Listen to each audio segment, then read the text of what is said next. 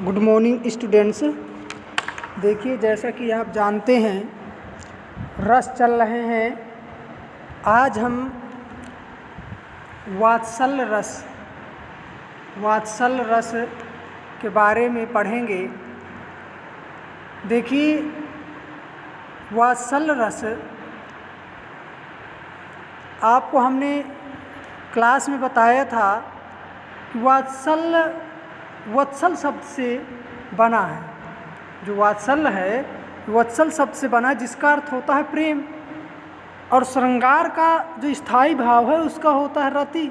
रति का मतलब प्रेम, इसलिए इसको जो है वात्सल को श्रृंगार के अंतर्गत रखा गया है। आपको हमने बताया था।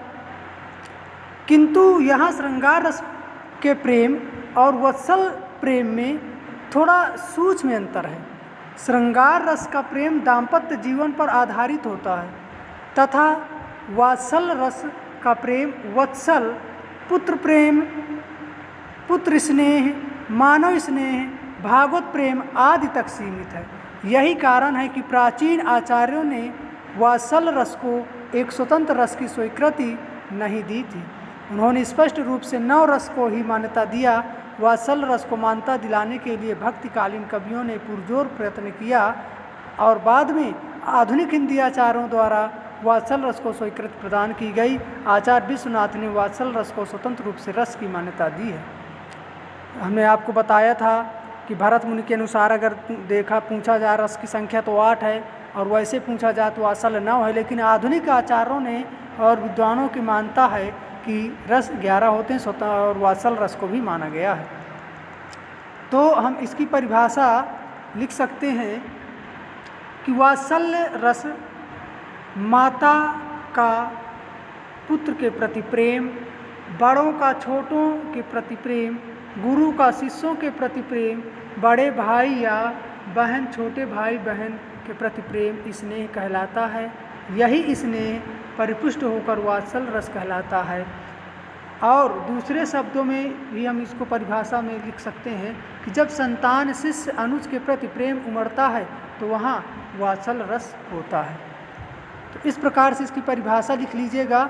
और इसके उदाहरण है, जैसे देखिए, बाल दशा सुख निरख जसोदा, पुनि पुनि नंद बुलावत, आचरा तर लय ढाकी सूर्य प्रभु को दूध पियावत। यहाँ पर माता यशोदा बाल दशा सुख, कृष्ण की बाल